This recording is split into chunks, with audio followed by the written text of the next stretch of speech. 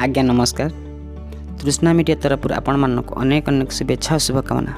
आज प्रसंग कंधमालार कला हलदी। कंधमालार अंधविश्वास भितर एमिति एक सत घटना जहाँकि जगन्नाथ संस्कृति सहित जोड़ा होता है। से हूँ कंधमालार कला हलदी। भिडियोटी को आरंभ शेष पर्यंत देखिए। बहुत शिखिला भली देखिला भली भिडियोटी आपण मानक भल लगिले लाइक शेयर कमेंट करबा। आ गोटे कथा सब्सक्राइब भी करिया को भूलिबेनी। आसंतु जिबा कंधमालार प्रकृति परिवेश मन भुलाणिया झरणा देखिबा, ता सहित जंगली परिवेश सहित बुलिबा, ता सहित देखिबा कंधमालार कला हलदी।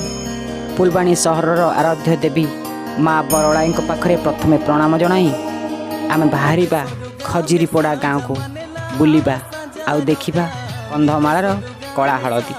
आमे आसीथिलु कंधमाला बुलिया पई। एठी खजुरीपड़ा घाटी खजुरीपड़ा गाँव अभिमुखे आमे चलिलु।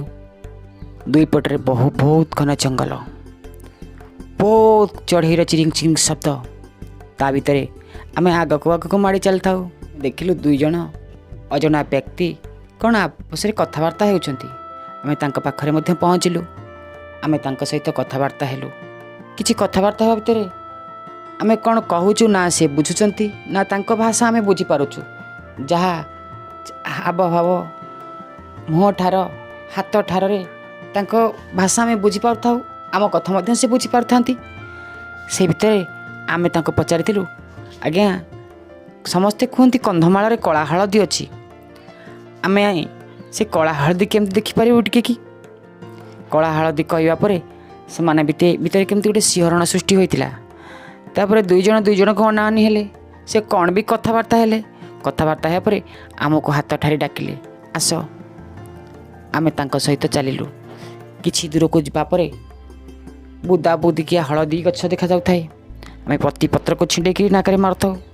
आमको हलदीर बास्ना होता। ठीक किछि बाट गला परे आम गोटे हलदी बुदा पाखरे पहुँचेले। भाई जनक गोटे हलदी बुदा मूल बसी पड़े। हाथ में माटी खेल देले। हाथ में माटी खेल दे आमको देखते से हूँ कला हलदी। आमको टिके विश्वास है ना। जंगली गद अदा एमती किसी हो पारे।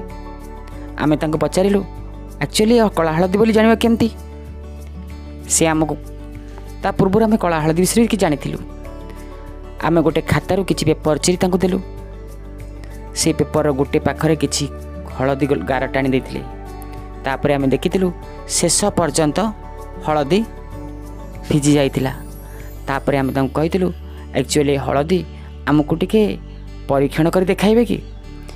खंडे दुई खंड हलदी से बुदार भांगी नेले।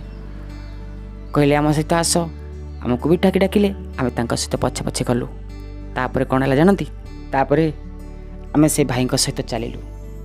पहुँचले कला हलदीर संपूर्ण परीक्षण देखा।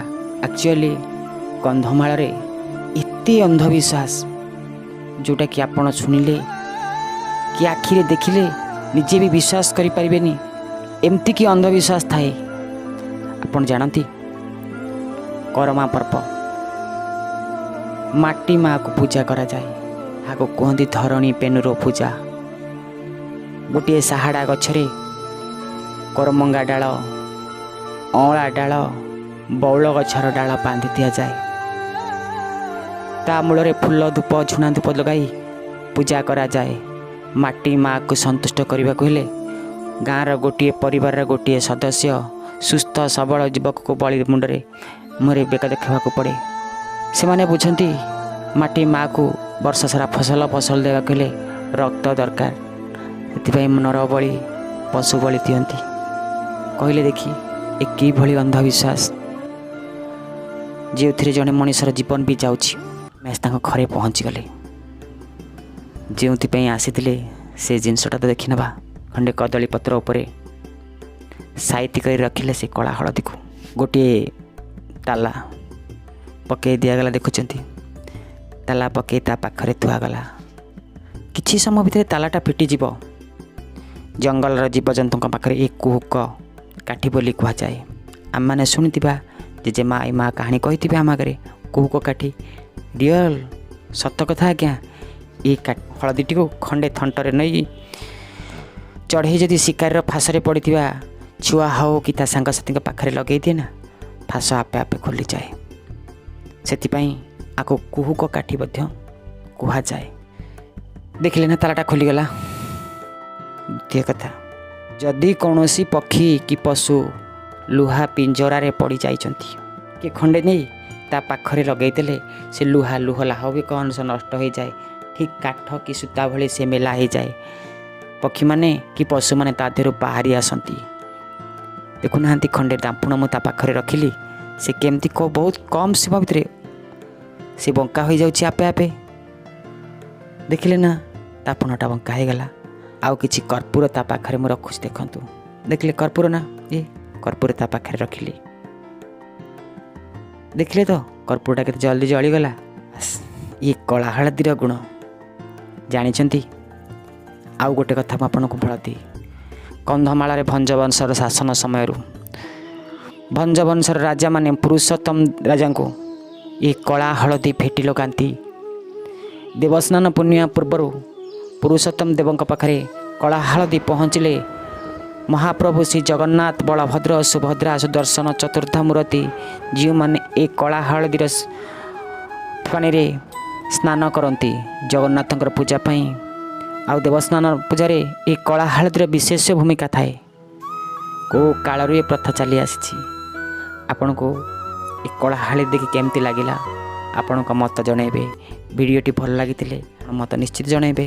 ରହୁଛି ଆଜ୍ଞା, ନମସ୍କାର।